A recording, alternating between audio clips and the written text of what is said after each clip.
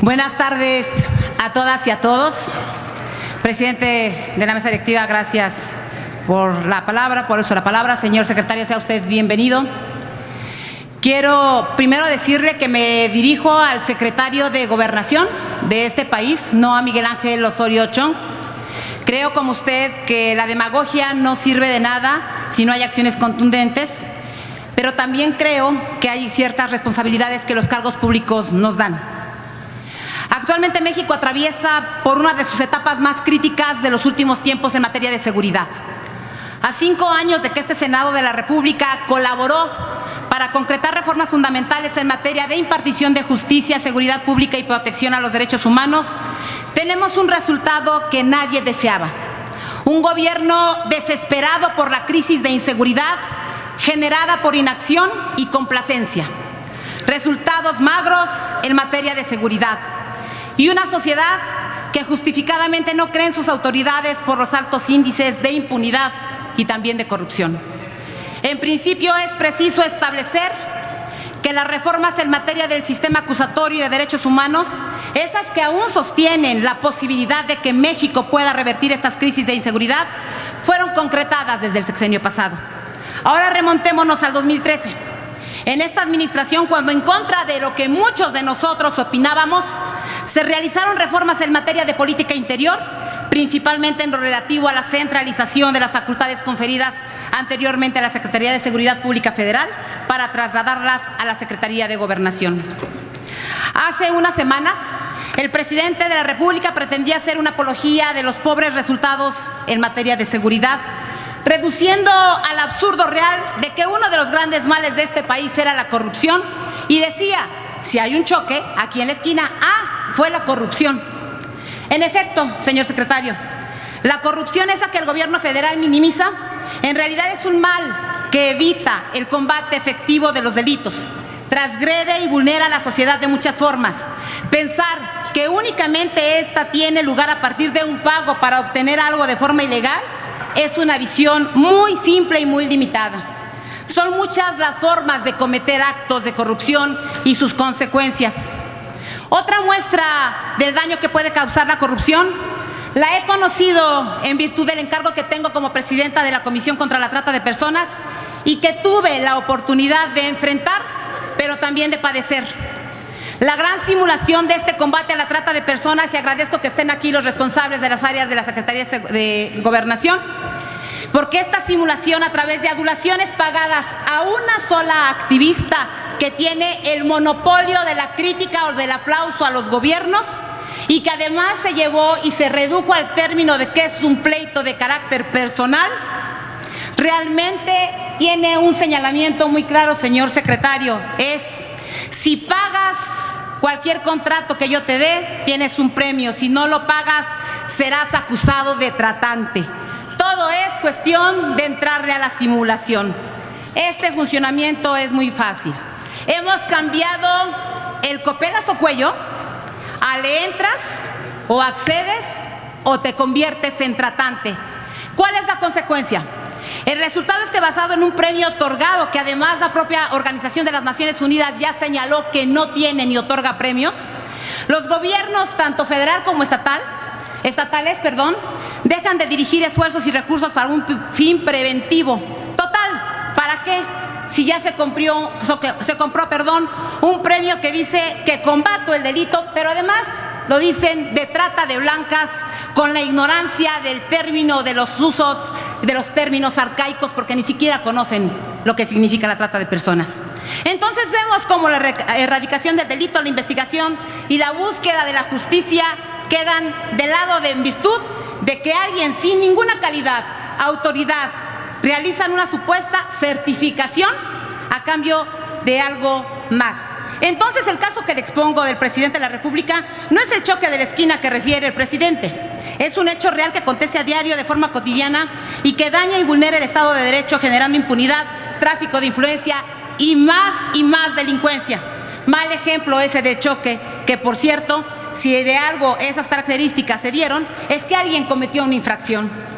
Los anteriores hechos que yo le mencioné, por cierto, que los haré de conocimiento de las instancias correspondientes en materia penal y, por cierto, también de responsabilidades de los servidores públicos, que presentaré en los siguientes días estas denuncias, me vuelvo al tema de inseguridad.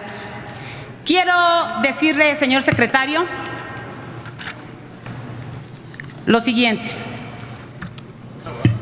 Este es el análisis y evaluación de la Comisión Intersecretarial 2015, que llegó un año después. El 2016 ya ni hablamos, porque solo se cambió, de acuerdo a la secretaria técnica, por cierto, un nombramiento que no es correcto, de la misma comisión, el término de víctimas por posibles víctimas y de sentencias por sentencias de primera instancia. Hago la entrega, señor secretario, porque tengo la seguridad o la certeza de que no le dieron información y quiero que me pasen la primera lámina, por favor. Le voy a dar algunos nombres para ver si los conoce. Emma Gabriela Molina Canto, Yucatán. Mara Fernanda Castilla Miranda, Puebla. Guillermina Parrilla Santiago, Tamaulipas. Carmen Obispo Hernández, Tamaulipas. Anayetzin Damaris, Ciudad de México. Yasmín Contreras López, Tlaxcala. Quizá aquí nadie sepa quiénes son ellas. Todas ellas son víctimas de un delito llamado feminicidio, señor secretario. Déjeme decirle que en el caso concreto del estado de Yucatán, Emma Gabriela Molina Canto, se le dictaron medidas precautorias en el 2016. Pasó un año y en marzo de 2017 fue literalmente asesinada, víctima de feminicidio, afuera de su casa. Hasta la fecha tenemos problemas para la reparación del daño. Quiero decirle que en el informe que le entregué, la Comisión Intersecretarial entrega 4 datos cotejados con algunas auditorías. 2013 víctimas, 6.655 víctimas, 439, 2.115 y 460 víctimas de trata de personas aparentemente rescatadas.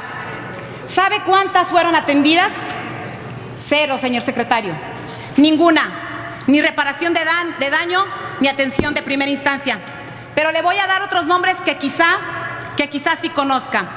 Alejandro Orozco Rubio, Emilio Orozco de la Garza, Pablo Orozco de la Garza, Germán Villar Barajas, por cierto, que ya murió y que sigue apareciendo como representante legal de algunas asociaciones y empresas. Teresa Edith Chamosa, que tiene, por cierto, un proceso de coyotaje en la delegación Cuauhtémoc.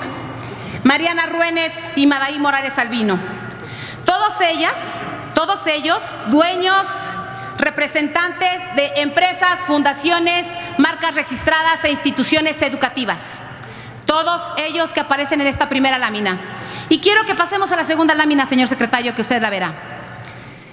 Los giros que tienen estas familias, tan solo de estas empresas, que le entregaré copia y que entrego también copia de los contratos que aquí están y que son de carácter público, tan solo de estas empresas se le dio a la familia Orozco de la Garza algo así como 13.930.333 pesos de contratos de adjudicación directa, que, por cierto, debo decir, rebasan la adjudicación directa, es decir, los montos de la adjudicación directa.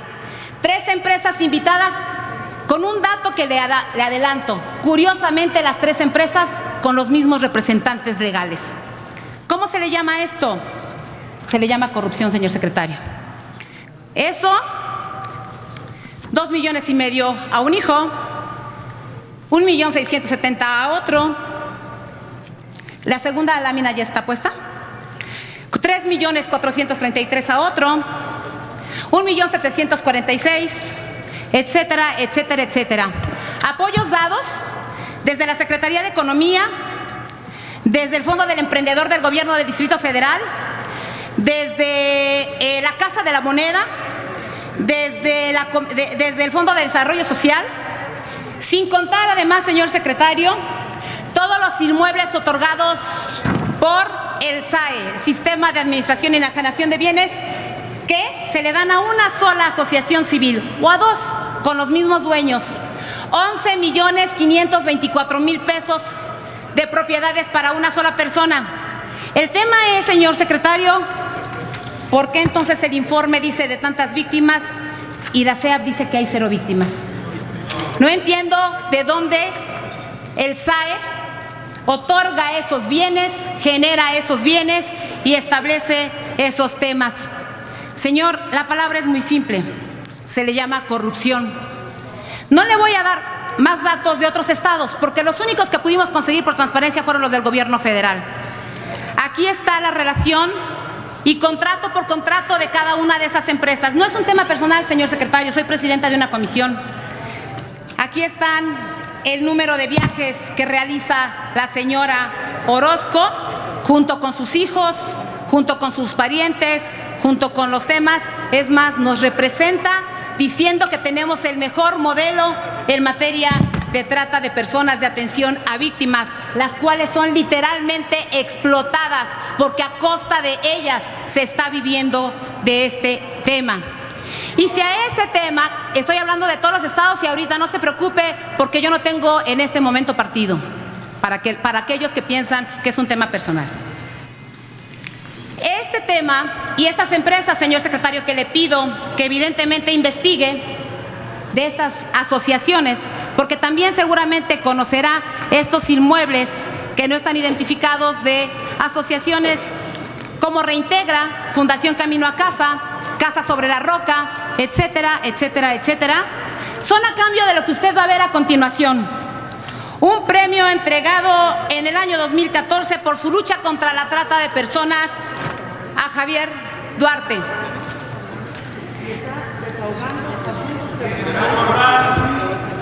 Recortes personales que nada tiene que ver con la comparecencia del señor secretario de Gobierno.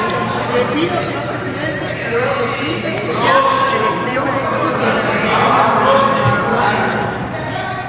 Gracias. Senadora Ávila, continúe usted, por favor. Le agradezco. Y le agradeceríamos brevedad. Sí, yo le agradezco, pero esto no es un tema personal, solo quiero aclararlo, señor presidente de la mesa, porque este es un tema de contratos dados por la Administración Pública Federal y por los contratos dados de manera irregular por las administraciones estatales. Y si eso no es competencia, no entiendo cómo. Premio a Javier Duarte, premio a Borge, premio a Nacho Peralta, recientemente que entró por su combate a la trata de personas o su ayuda en la campaña electoral.